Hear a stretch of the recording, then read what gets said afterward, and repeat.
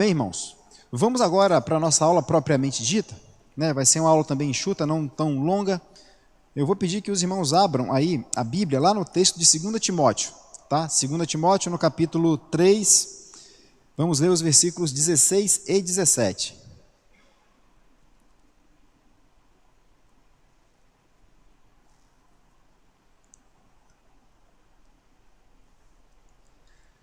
Segunda Timóteo, capítulo 2, os versículos 16 e 17.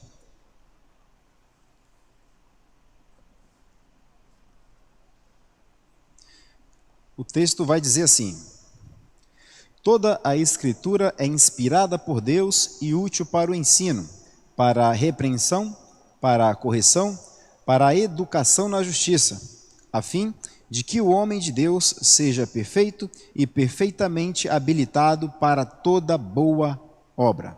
Então esse aqui é o texto de Paulo escrevendo a Timóteo. E Paulo escreve apresentando aqui 5 características da Bíblia Sagrada. 5 características da Bíblia Sagrada. Ele diz que a Bíblia é inspirada por Deus, né? E aqui inspirada significa que Deus se revelou ao homem, e essa revelação que Deus fez ao homem, ele inspirou este mesmo homem para que esse homem registrasse, né? Então, o registro da revelação de Deus é a inspiração das Escrituras. Então, a gente precisa diferenciar algumas coisas aqui, né? A primeira é a revelação de Deus, que é a Bíblia Sagrada. A segunda é o registro dessa revelação, que a gente chama de inspiração. E a outra coisa é a iluminação, que diz respeito ao entendimento que o Espírito Santo traz para nós acerca da sua palavra, acerca da obra de Cristo, acerca de quem é Cristo. Então, Paulo ele vai dizer que a Bíblia é útil para o ensino, é útil para a repreensão, é útil para a correção e é útil para a educação na justiça. A questão toda é: será que nós sabemos ler a Bíblia? Será que quando nós lemos a Bíblia, nós a interpretamos de forma correta? Porque se ela é útil para o ensino, repreensão, correção e educação, há a necessidade de que ela seja corretamente interpretada. Porque caso não seja, como que ela será útil para ensinar? Como que ela será útil para repreender? Como ela será útil para educar? Então nós precisamos interpretar a Bíblia de forma correta para que isso aqui que o apóstolo Paulo disse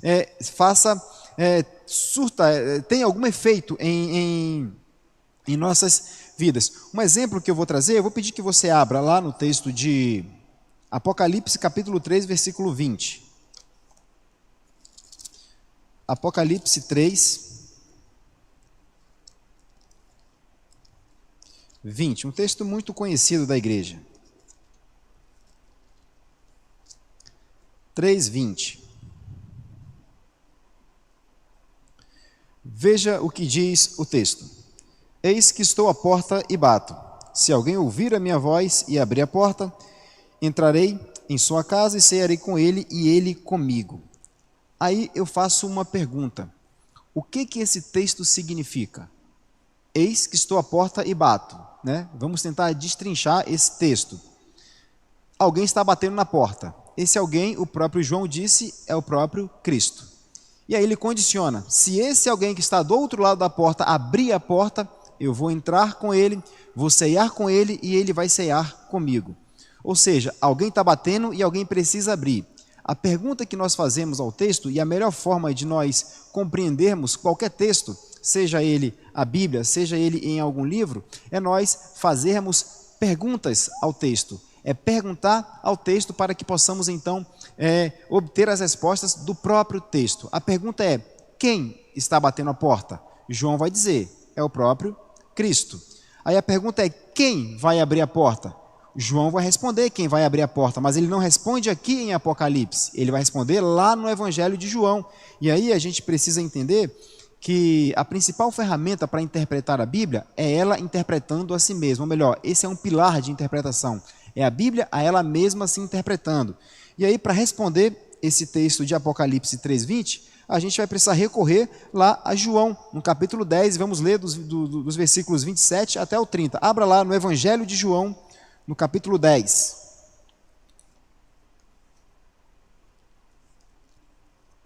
João, capítulo 10. lembra lá do texto de Apocalipse: eis que estou à porta e bato, se alguém abrir e ouvir a minha voz, eu entrarei com ele e cearei com ele e ele comigo. A pergunta é: quem vai abrir a porta? Né? E aí a gente vai encontrar aqui na Bíblia quem é essa pessoa que vai abrir a porta. Veja o que diz a partir do versículo 27 do capítulo 10 do Evangelho de João. Diz assim: as minhas ovelhas ouvem a minha voz, eu as conheço e elas me seguem. Eu lhes dou a vida eterna, jamais perecerão e ninguém as arrebatará da minha mão. Lê apenas até o 28, tá? Somente até o 28. Então veja, pergunta para Apocalipse outra vez, Apocalipse 3:20, quem é que vai abrir a porta? Jesus vai responder: quem é? As minhas ovelhas ouvem a minha voz, eis que estou batendo a porta. Se alguém ouvir a minha voz, Jesus responde: quem é que vai ouvir a voz dele? Aí ele fala: as minhas ovelhas, elas ouvem a minha voz. E ao ouvirem a minha voz, o que elas vão fazer? Elas vão abrir a porta, porque Jesus as conhece, e elas conhecem a Cristo. E o que Cristo vai fazer com elas? Dá a vida eterna. Então, quando a gente fala sobre a Bíblia Sagrada, a gente precisa ter algumas ferramentas para melhor interpretar a Bíblia, de maneira que o texto, o sentido do texto, seja aquele que o autor deu a ele. Nós não podemos tirar do texto o sentido que o autor não colocou nele. Então isso é um equívoco na interpretação bíblica. Então, para que a Bíblia seja útil para o ensino, para a repreensão, para a correção e para a educação na justiça, há a necessidade de que nós interpretamos a Bíblia de forma correta. Eu não sei se você já ouviu falar no termo chamado analfabetismo funcional, né? Então, boa parte hoje dos universitários que saem das faculdades formados são considerados ou chamados de analfabetos funcionais porque não sabem ler. E ler não é simplesmente você juntar as palavras, juntar as sílabas, juntar as palavras. Não, você precisa ler e precisa entender o significado que as palavras têm. Quando Jesus disse, e disse Deus, melhor dizendo, quando Deus disse na criação, e disse Deus, haja luz, ainda não havia luz, mas Deus deu um nome, aquilo que seria luz, ou seja, atribuindo àquele elemento que viria a existir características, funções a ele. Isso significa que as palavras, elas não são vazias de significado. As palavras possuem um sentido, a gente chama de semântica. Então, quando as pessoas leem palavras sem conhecer o sentido dessas palavras, elas estão ali inclusas nisso que é chamado de analfabetismo funcional. Então, é importante que nós entendamos aquilo que nós estamos lendo. E a Bíblia, ela é um livro inspirado, um livro divino. Então nós devemos ler essa Bíblia como nenhum outro livro. Devemos ler como sendo a palavra de Deus. E para isso precisamos orar a Deus, pedir entendimento de Deus para que Deus, então, nos ajude a entender. E isso nós chamamos de iluminação. Mas a Bíblia também é um livro comum, no sentido de que ela possui regras gramaticais. Né? Então devemos ler como outro livro qualquer. Eu estou lendo um livro e esse livro eu vou precisar interpretar, vou precisar identificar sujeito, eu vou precisar identificar predicado, eu vou precisar identificar o que a gente chama de termos da oração. A Bíblia é a mesma coisa. Então, ao mesmo tempo que a Bíblia deve ser lida como um outro livro qualquer, ela deve ser lida como nenhum outro livro, por ser a palavra de Deus, por ser inspirada por Deus. Então é importante que nós entendamos isso, tá? De que a Bíblia é um livro inspirado e a Bíblia é um livro de regras gramaticais. Então precisamos ter esse entendimento de modo que quando formos ler a Bíblia Sagrada, apliquemos as regras gramaticais. E quando eu estou falando de regra gramatical, normalmente se fala, não, vamos no texto original, etc. e tal, mas as traduções que nós temos, essa aqui, por exemplo, Almeida Revista e Atualizada, é uma tradução boa, você pode aplicar as mesmas regras da língua portuguesa para poder entender o que o texto está nos dizendo. Tá? Então, significa que nós devemos ter um comprometimento em entender a palavra de Deus. Pensem que isso aqui é o pensamento de Deus. A Bíblia é o pensamento de Deus, é aquilo que Deus quis que soubéssemos acerca dele. Agora, imagina nós negligenciarmos aquilo que Deus queria que nós soubéssemos acerca dele. Não dermos a devida importância ao que Deus falou. Nós vamos estar deturpando o pensamento de Deus. Se a Bíblia, e ela é a palavra de Deus, nós devemos entender o sentido que o autor deu a ela, porque esse autor ele foi inspirado por Deus. Quando nós não damos essa devida importância ao que o texto bíblico diz, na sua essência, nós estamos dizendo que o pensamento de Deus não importa.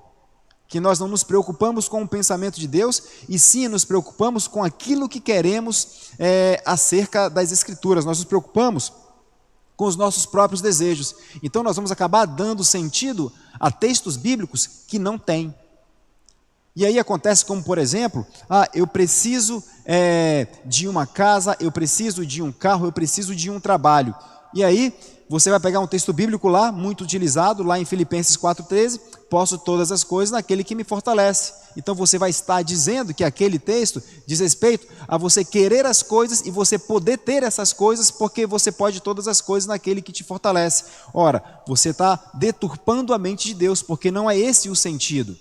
Lembra do significado, da semântica, que as palavras não são vazias de sentido, de significado? Então quando nós fazemos isso, a chance de nós deturparmos o pensamento de Deus é muito grande, e isso é um problema, porque isso vai trazer maldição para as nossas vidas. As maiores heresias saíram daqui, de mais interpretações da Bíblia Sagrada. Então, quando formos ler a Bíblia Sagrada, há a necessidade de uma dedicação, de um comprometimento em buscar o sentido que o autor deu a ele. As traduções que nós temos aí ao longo dos mais diversos idiomas, também é providência divina, porque nem todo mundo vai querer estudar grego, nem todo mundo vai querer estudar hebraico, são os idiomas originais. Então Deus, ele, na sua eterna sabedoria, ele providenciou as traduções. E as regras gramaticais das mais diversas línguas precisam ser usadas para que nós possamos entender. Porque caso não a entendamos, o que vai acontecer? O surgimento de muitas seitas, como teologia da prosperidade, por exemplo, como teologia do coach, por exemplo, né? São teologias extraídas, não da Bíblia, mas inseridas na Bíblia em função de interpretações equivocadas, em função de um deturpamento do pensamento de Deus, como o próprio apóstolo Pedro ele fala, né? Que muitos deturpam a palavra de Deus para a sua própria maldição.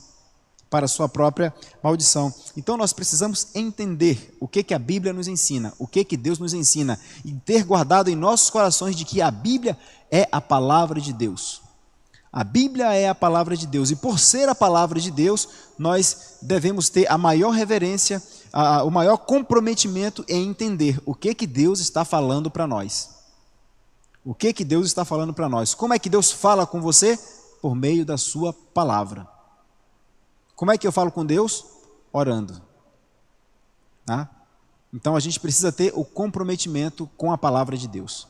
Precisamos entender o que a Bíblia diz. Porque se nós não fizermos isso, nós vamos ser enganados por falsos ensinos, por falsas doutrinas. E as falsas doutrinas, elas produzem, ou melhor dizendo, os falsos mestres, eles produzem falsas doutrinas.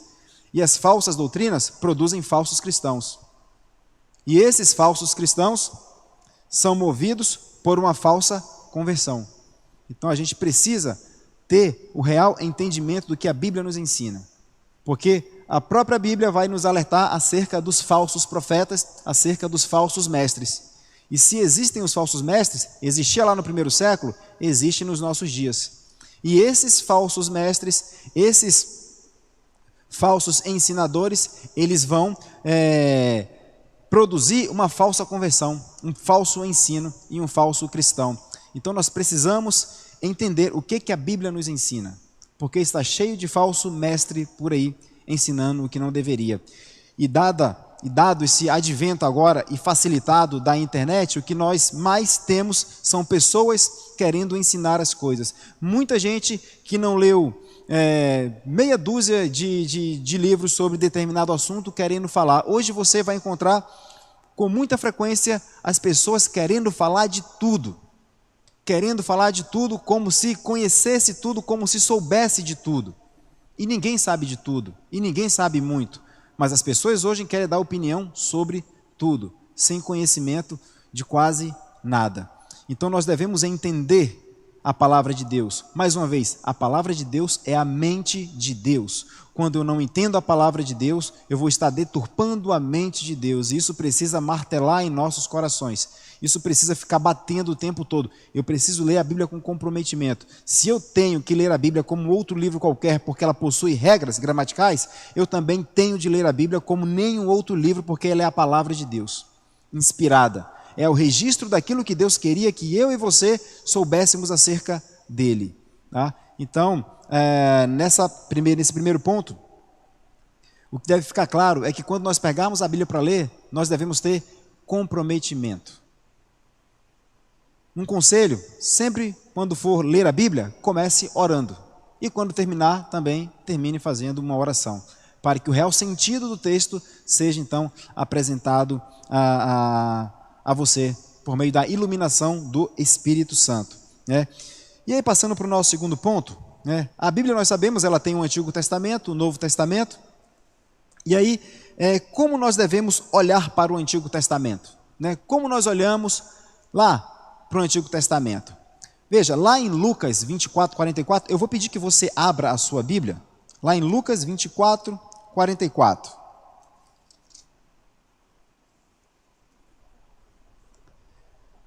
Veja o que diz lá em Lucas 24, 44. E, estando em agonia, deixa eu ver se é esse aqui mesmo, 24, 44, não, perdão. 24, 44, aqui. Tá. A seguir, Jesus lhes disse: são estas as palavras que eu vos falei, estando ainda convosco. Importava que se cumprisse tudo o que de mim está escrito na lei de Moisés, nos profetas e nos escritos. Isso aqui é o próprio Jesus falando, né, lá em Lucas 24, 44, que era importante que se cumprisse tudo o que a Bíblia falou acerca dele no Antigo Testamento. Quando ele fala na lei, nos profetas e nos escritos, ele está falando de todo o Antigo Testamento. E se nós vimos, num primeiro momento, de que um dos pilares fundamentais da interpretação bíblica é ela interpretando a si mesma, agora nós temos aqui o segundo pilar principal, que toda a Escritura é sobre Jesus Cristo. A Escritura não fala sobre você, não fala sobre mim, fala sobre Jesus Cristo e a sua obra. É muito comum, quando nós estamos lendo alguns livros da Bíblia, que tem alguns personagens, como por exemplo, Abraão, né? Nós tirarmos Abraão de cena e nos colocarmos, e como se Deus estivesse falando para nós, aquilo que ele falou para Abraão. É muito comum nós tirarmos, por exemplo, Josué, como se Deus não estivesse falando para Josué, e sim falando para mim, o que Deus falou para Josué. Então isso a gente chama aí de um anacronismo. Você tira o personagem que está lá, para quem Deus falou, e se coloca como se Deus estivesse falando com você aquilo, né? Então a Escritura, ela não é sobre você, ela não é sobre mim. Ela é sobre Jesus Cristo, ela é sobre um problema que eu e você tínhamos, que é a condenação ao inferno, onde o tormento não cessa. Então, nós podemos dizer que a Bíblia, ela tem um tema central, que é a redenção do homem por meio da obra de Cristo. A redenção do homem por meio da obra de Cristo. Então, quando nós nos inserimos no lugar dos personagens, nós estamos deturpando o texto. E aí você se lembra, eu não posso deturpar a mente de Deus. Eu tenho que entender o sentido que o autor deu a ele. Eu tenho que entender o sentido que o autor deu a ele, porque quando nós não fazemos isso, lembra que eu falei da teologia da prosperidade? Que eu falei da teologia do coach? Né? Então, tem também a teologia da libertação, que é uma outra deturpação da palavra de Deus, da mente de Deus. Você percebe que começam a surgir várias teologias, tudo em função de uma deturpação daquilo que Deus disse. E mais uma vez, isso precisa ficar frisado, falsos mestres produzem falsos ensinos, e falsos ensinos, falsos cristãos, e esses falsos cristãos são movidos por uma falsa conversão. Então isso também precisa ficar claro, tá? Isso precisa ficar claro. Vejamos aqui uma síntese breve sobre o Antigo Testamento. Deus criou os céus e a terra, né? E fez um jardim. E nesse jardim ele colocou o homem, Adão e Eva, para que esses então cultivassem esse jardim, cuidassem desse jardim. Né? Adão então, Deus fala para Adão, Adão, me obedece, né? E você viverá. Então Deus estabelece ali umas esferas de relacionamento. Nós vemos Deus dizendo, Adão, me obedece. Adão se relaciona com a sua esposa. Agora você, Adão, com a sua esposa auxiliadora, vão cultivar toda a criação que eu fiz para vocês. Né? Então Adão, ele vai lá e desobedece a Deus. Ao desobedecer a Deus, Deus não o condena, faz a ele uma promessa. Isso está lá em Gênesis 3,15. Faz uma promessa de um Salvador. E aqui começa a se desdobrar a história da redenção. Então, quando nós olhamos para o Antigo Testamento, vai ser nessa perspectiva de uma promessa messiânica, de uma promessa de um Salvador. Então Deus promete esse Salvador em Gênesis 3,15, e todas as coisas começam a se desdobrar, toda a história começa a se desdobrar no Antigo Testamento com essa perspectiva messiânica. Né? E aí a gente vai ver, abra sua Bíblia em Gênesis 3:21.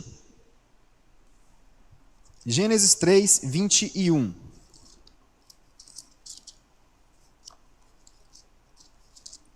Vamos ler Gênesis 3,15, só para a gente poder frisar o texto, e depois a gente vai lá para Gênesis 3:21. Veja, olha, porém inimizade entre ti e a mulher, entre a tua descendência e o seu descendente. Este te ferirá a cabeça e tu lhes ferirá o calcanhar, falando de Cristo que viria para poder pisar na cabeça da serpente. Agora, olha só que interessante, o versículo 21. Fez o Senhor Deus vestimenta de peles para Adão e sua mulher e os vestiu. Simples, né? Parece assim algo simples, parece que não tem nada de profundo nesse versículo, né? Mas eu quero que você pense comigo. Adão e Eva, antes da queda, estavam nus. Eles estavam nus. E eles não percebiam a nudez um do outro. Quando eles desobedeceram a Deus, o que foi que eles fizeram? Eles perceberam que estavam nus. Ou seja, desobedecemos a Deus. Imediatamente, ao perceber, envergonharam-se de Deus e de perceber que estavam nus, pegaram folhas, coseram essas folhas e cobriram as suas partes íntimas. E aí Deus vem aqui e fez o que para eles? Peles de animal. O que esse texto aqui está nos mostrando? À luz de toda a revelação, Adão e Eva, vocês não são capazes de cobrir o pecado de vocês. Então houve a necessidade de um animal ser morto. Deus matou um animal, tirou a pele desse animal e cobriu aquilo que simbolizava a desobediência. Eram as partes íntimas que simbolizavam a desobediência? Não, mas a percepção de que estavam nus simbolizava a desobediência a Deus. Então o próprio Deus foi lá, matou um animal, sangue foi derramado, a pele desse animal foi tirado e foi colocado nas partes, cobrindo aquilo que demonstrava a desobediência deles. Deus já apontando como seria a morte de Cristo. Então lembra que a Bíblia é sobre Jesus Cristo, de Gênesis até Apocalipse?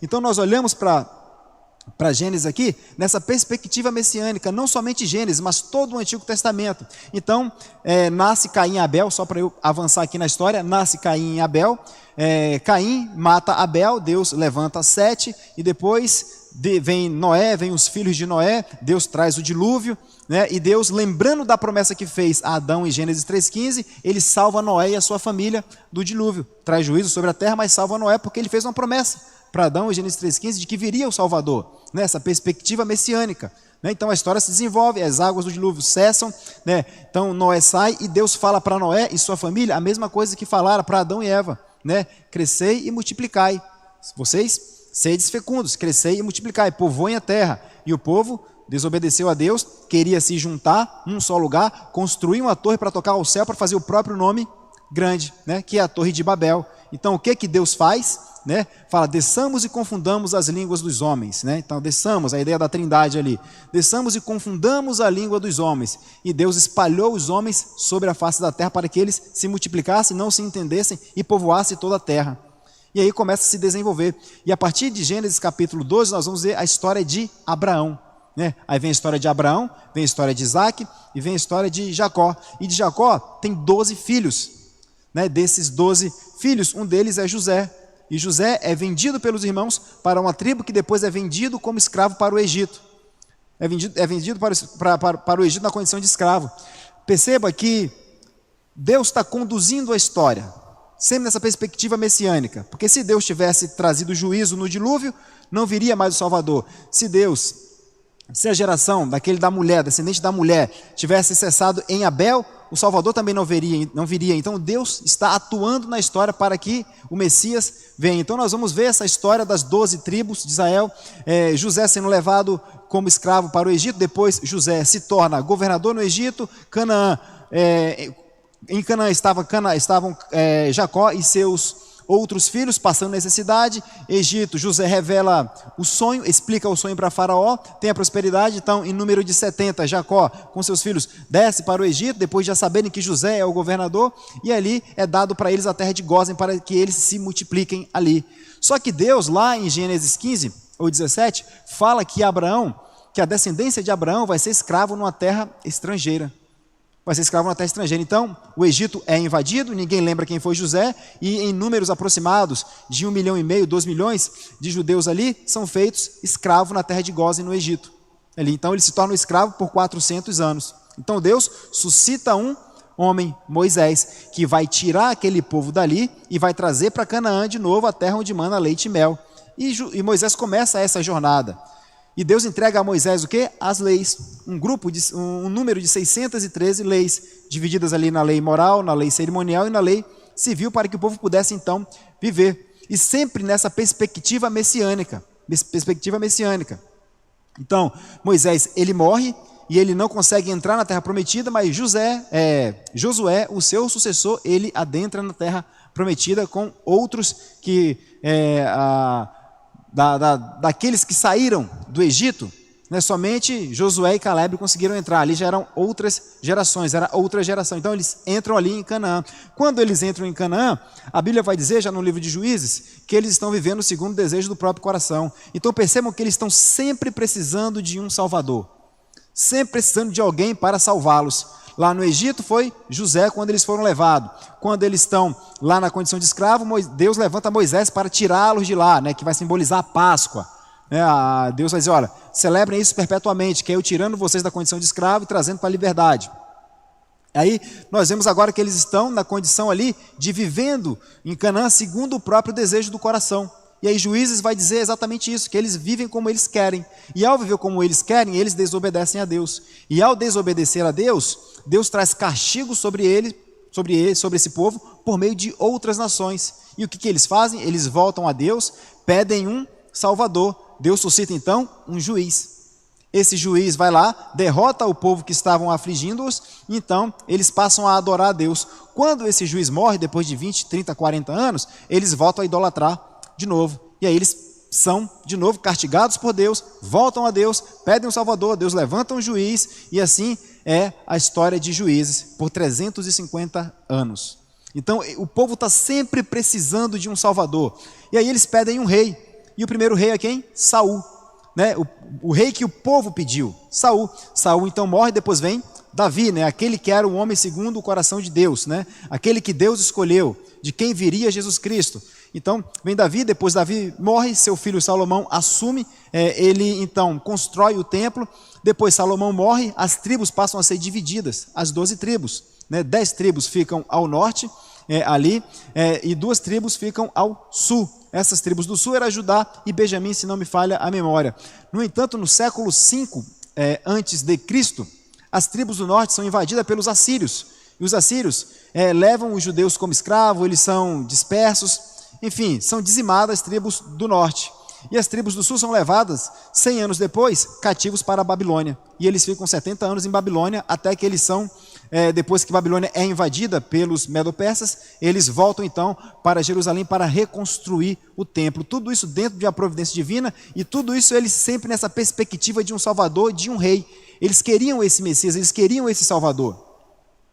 E aí nós vamos chegar nos profetas falando acerca do povo, o povo desobedecendo a Deus, o que o povo tinha de fazer, como o povo estava se comportando, até que chega no último profeta, que é Malaquias, em que Malaquias fala que Deus tem nojo do povo, né? Que Deus tem vontade de pegar excremento e esfregar na cara deles e botar para fora da congregação. Por quê? Porque eles são idólatras.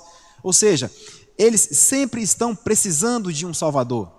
Sempre precisando de um Salvador. Então nós devemos olhar para o Antigo Testamento, quando formos ler, sempre nessa perspectiva messiânica, dessa necessidade de um Salvador. O povo precisa sempre ser salvo por alguém, tá? E depois de Malaquias, o que nós vamos ter ali? Um período em que Deus não fala mais por meio de profetas, que Deus não usa mais profetas para falar, né? Esse período ficou conhecido como os 400 anos de silêncio profético. E Deus deixou de atuar na história por conta disso? Não, nós percebemos que nesse momento em que Deus silencia, não levanta nenhum profeta, muitas coisas começam a surgir, como por exemplo, os judeus, eles tinham essa promessa messiânica, eles tinham a Torá, eles tinham a Bíblia, e eles começaram, na medida em que eles eram dispersos ao longo ali das cidades do Mediterrâneo, eles construíam sinagogas para que eles pudessem ler a Torá, para que eles pudessem ensinar a Torá, né? Então eles ensinavam o quê? Que eles tinham essa promessa de um Salvador. Então esse é o primeiro ponto que a gente precisa guardar. Os judeus né, construindo as sinagogas com a sua promessa messiânica e com um livro.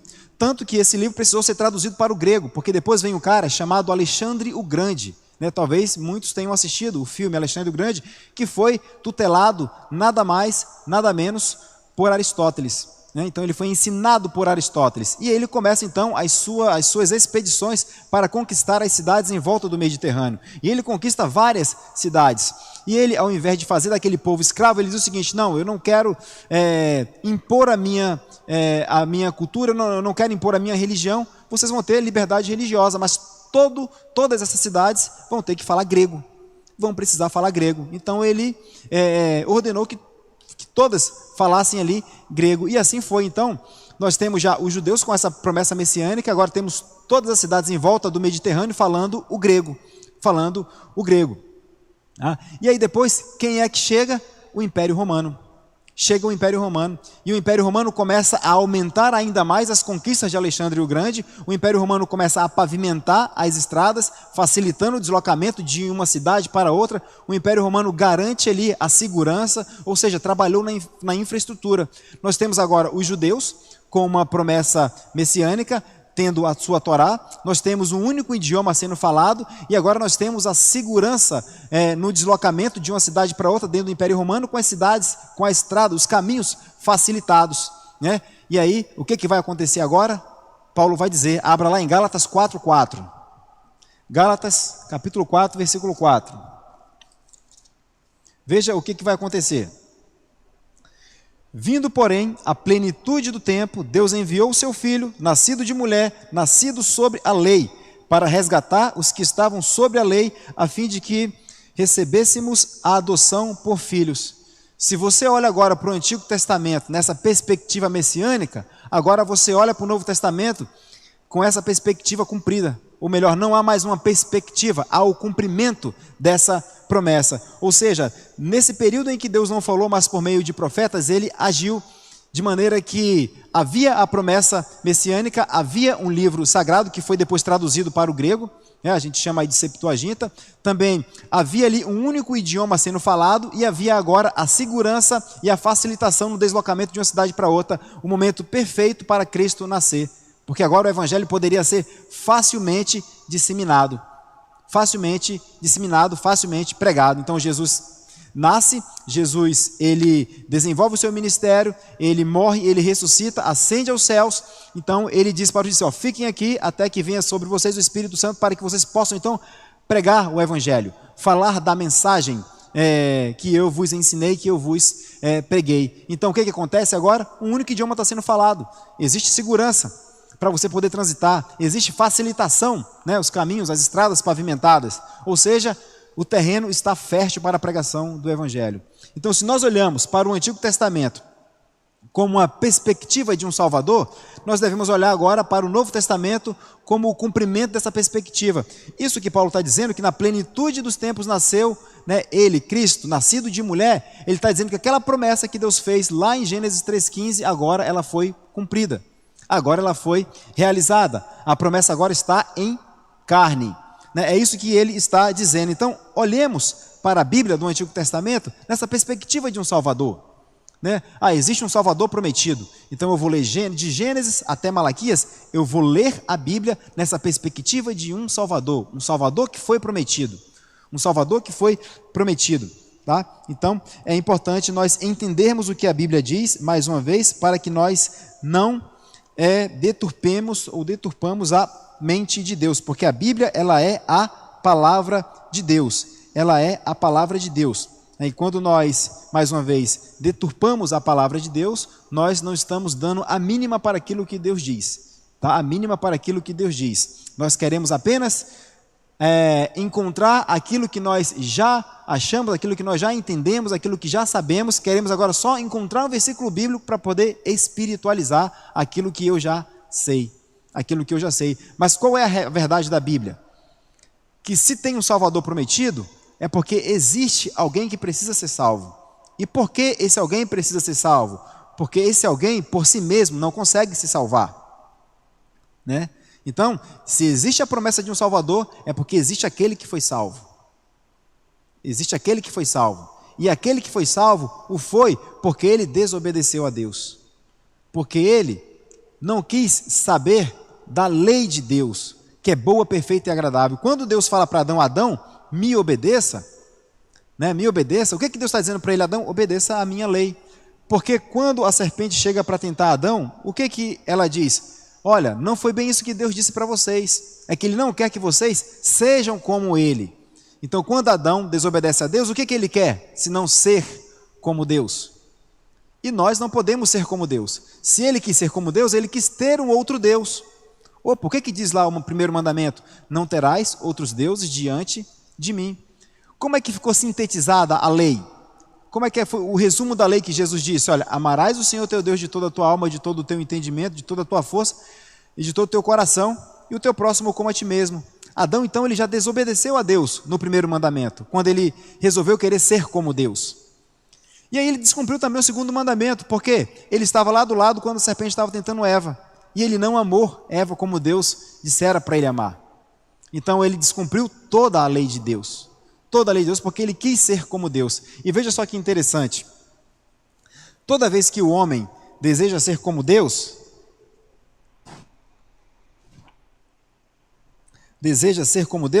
ele vai provocar um caos. Ele vai provocar uma tirania. Né? Então, se nós olharmos um pouquinho para a história, a maioria desses regimes tiranos, esses governos tiranos, eles querem se comportar como Deus. Eles querem trazer a redenção, porque eles se sentem iluminados. Eles acham que sabem a verdade, que são donos da verdade. Então, eles também querem fazer a mesma coisa que Adão fez. Eles querem ser como Deus. E toda vez que eles tentarem fazer isso, vai descambar para uma tirania, para um regime ditatorial. É o que nós estamos vendo acontecer, vimos acontecer ao longo da história e em algum grau estamos vendo acontecer também no nosso país. Então, por quê? Porque querem ser como Deus. Nós não somos como Deus, nós somos servos de Deus, nós somos gerentes da criação de Deus. Jesus falou que nós somos o sal da terra e a luz do mundo, e o sal da terra diz respeito a uma conduta moral. Então nós, como cristãos, devemos entender, onde nós estivermos, que nós precisamos ter a seguinte ideia, que o mundo que é do maligno, a mentalidade que está dominada pelo maligno, está se apodrecendo, e nós, na condição de sal, devemos tardar esse apodrecimento, porque somente um vai regenerar todas as coisas, que é o próprio Cristo. Tá? E onde é que está escrito isso? Abra sua Bíblia agora lá em Efésios capítulo 2, Hebreus, se eu não me engano é em Hebreus capítulo 2. Hebreus capítulo 2.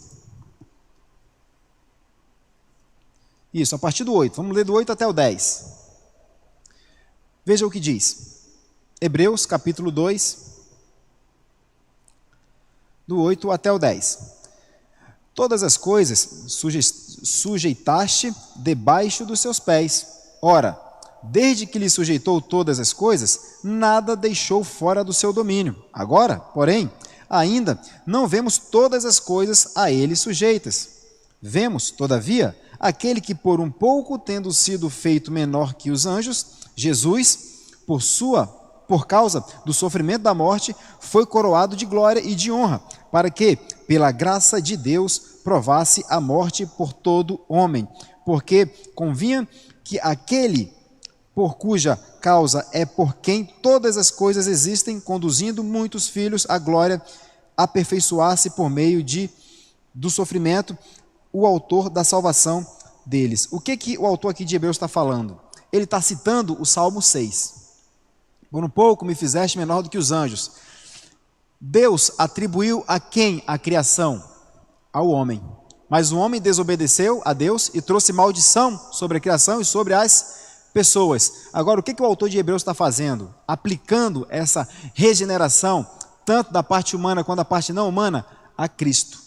A Cristo. Então, quem é que vai redimir toda a criação? A parte humana e não humana? O próprio Cristo. Então, toda vez que o homem diz que tem a solução para os problemas da humanidade, ele está mentindo. Desde que se ele está se dizendo que o problema, a solução para os problemas da humanidade não seja Cristo, ele está mentindo, porque ele não tem. A solução é somente Cristo. Então, todas as vezes, e você pode, fica como lição de casa, buscar nos livros aí de história, você vai perceber que todas as vezes que o homem tentou se comportar como um agente redentor do seu povo, ele vai descambar para uma tirania.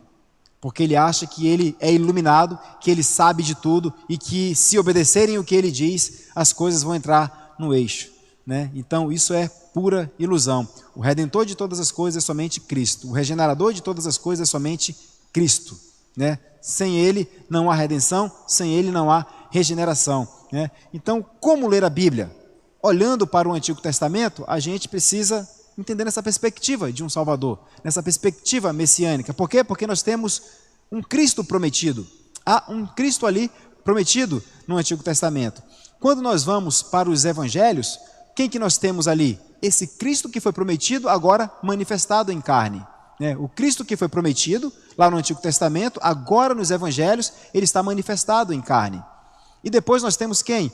Atos dos Apóstolos, né? Como é que nós vamos olhar para Atos dos Apóstolos? Veja, Atos dos Apóstolos é a proclamação da mensagem do Salvador que foi prometido e agora ele estava em carne. Então agora é a mensagem sendo espalhada em todo aquele território, tudo em volta ali do Mediterrâneo. É a mensagem de Cristo sendo proclamada. Então nós tínhamos um Cristo prometido, nós temos um Cristo encarnado e olhando para o Antigo Testamento, lendo o Antigo Testamento nessa perspectiva, agora olhando para os Evangelhos como o Cristo encarnado. E agora em Atos, como a mensagem desse Cristo que encarnou agora sendo proclamada. E quando essa mensagem é proclamada, o que começa a acontecer? As comunidades cristãs começam a surgir. Os primeiros cristãos começam a surgir vindos do paganismo, vindos do judaísmo, vindos do gnosticismo, vindo das mais diversas ali religiões pagãs, tá? E o judaísmo. E eles traziam consigo essa bagagem pagã, essa bagagem judaica. Tanto que várias vezes muitos judeus queriam judaizar a igreja cristã. Então, para que isso não acontecesse, o que foi que aconteceu? O que foi que surgiu? As cartas. Então, os apóstolos começam a escrever as cartas, explicando acerca de quem é Cristo, explicando acerca da obra do Salvador. Então, nós temos o Cristo prometido, nós temos nos Evangelhos o Cristo encarnado, nós temos em Atos dos Apóstolos a mensagem desse Cristo sendo proclamada, e as comunidades cristãs surgindo, e agora o que é que nós temos? Nós temos as cartas explicando a obra desse Cristo, de modo que não é para cultuar de qualquer forma, né? Nós vamos ver, por exemplo, a igreja de Roma, formada em sua maioria por judeus, Paulo explicando o que foi a obra de Cristo, que não há necessidade do cumprimento da lei por nós, porque Cristo foi aquele que cumpriu a lei como nosso representante. Então Paulo começa a explicar a obra de Cristo. Ali nós vemos alguns problemas na carta de Corinto, a igreja, né, praticando muitas coisas do paganismo. Então Paulo vai lá e escreve para poder acertar essas coisas, né, uma carta bem eclesiástica, né? Então Paulo, para acertar algumas coisas, nós vamos ver Gálatas, por exemplo, uma tentativa de judaizar de forma veemente ali a igreja cristã, e Paulo escreve, não é assim. Paulo começa a explicar desde Abraão o que foi a obra de Cristo. Tá? Então essas cartas elas começam a surgir para explicar a obra de Cristo. Então como é que nós vamos ler as cartas? Como é que nós vamos ler os Evangelhos? Vamos ler os Evangelhos com a manifestação de Cristo. Como nós vamos ler Atos dos Apóstolos como a proclamação da mensagem de Cristo? E como é que nós vamos ler essas cartas como explicação acerca da obra de Cristo? E aí vem então Apocalipse. O que é Apocalipse? Apocalipse é uma síntese de tudo isso, do Cristo que foi prometido, do Cristo que foi encarnado, do Cristo que foi proclamado e desse Cristo que agora virá. Se nós colocarmos ali naquele load ali carregando sobre a história da redenção, nós já avançamos 75%, só falta 25% que é a volta de Jesus Cristo, né? Então, nós tínhamos um Cristo prometido no Antigo Testamento, um Cristo manifestado nos Evangelhos, nós temos um Cristo proclamado em Atos dos Apóstolos, nós temos a obra desse Cristo sendo explicada nas cartas, e agora Apocalipse faz uma síntese de tudo isso e acrescenta a parte em que ele voltará para buscar a sua igreja, que a gente chama de consumação ou de glorificação. Agora, como ler a Bíblia? Nessas perspectivas. A chance de você deturpar a mente de Deus olhando para a Bíblia nessas perspectivas é bem menor. É bem menor. E se tiver dúvida a respeito de um texto ou outro, você que está dentro de uma igreja, você tem um pastor, você pode tirar a dúvida com esse pastor, você pode tirar a dúvida com o presbítero, mas nunca fique com dúvida acerca da Bíblia Sagrada, acerca dos textos que você leu. Porque se você ficar com dúvida, ou melhor, você achar que entendeu, mesmo tendo um resquício de dúvida, você pode estar deturpando a mente de Deus. Você pode estar dizendo aquilo que Deus não disse. E quando nós deturpamos aquilo que Deus disse, o apóstolo Pedro vai dizer que nós trazemos para nós o quê? Maldição. Maldição. Então há a necessidade de termos um comprometimento em entendermos o que a Bíblia diz, o que a Bíblia nos ensina. Precisamos ter isso em mente, isso guardado em nossos corações, que a Bíblia é a palavra de Deus. Como nós devemos ler a Bíblia nessa perspectiva messiânica, nessa manifestação desse Messias, desse Salvador, na proclamação da mensagem desse Salvador, na explicação da mensagem desse Salvador, no resumo de toda a obra desse Salvador e na esperança de que esse Salvador vai voltar para poder regenerar, reconciliar com Ele todas as coisas. É nessa perspectiva que nós devemos ler a Bíblia. Devemos ler a Bíblia como um livro qualquer? Sim.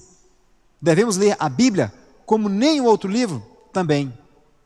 Porque é um livro que fala da palavra de Deus. Às vezes, o seu filho sabe muito mais acerca dos Vingadores, da Liga da Justiça, do que da Bíblia Sagrada. Então, se o seu filho, sua filha, sabe muito mais dos desenhos animados, dos filmes, do que da Bíblia Sagrada, acho bom você acender uma luzinha aí amarela.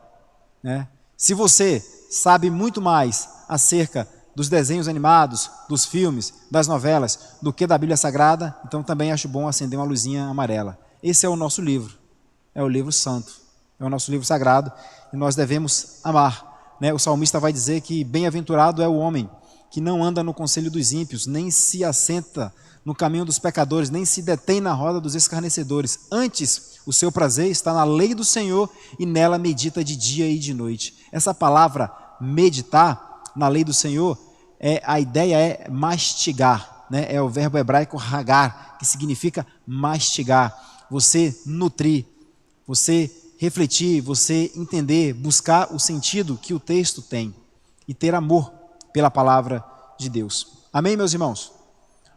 Hoje é uma aula mais curta, já expliquei o motivo, porque a igreja está num retiro espiritual nesse feriado. E aí eu deixo aberto, caso algum irmão queira fazer alguma pergunta, se alguma coisa aqui nessa aula não ficou clara, e a gente pode esclarecer, e a gente pode deixar mais claro, ou tentar aqui explicar. Algum irmão tem alguma pergunta que queira fazer? Se não tiver, a gente vai aqui orar a Deus, encerrando a nossa Escola Bíblica Dominical de hoje, um pouco mais cedo, tá? E à noite a igreja estará aberta para o culto de celebração a Deus, em que Deus convoca o seu povo para contar a história da redenção, a história do que Ele fez, e nós, como povo dele, agradecemos com louvores, com oração, enfim, agradecemos a Deus pelo que Ele fez por nós.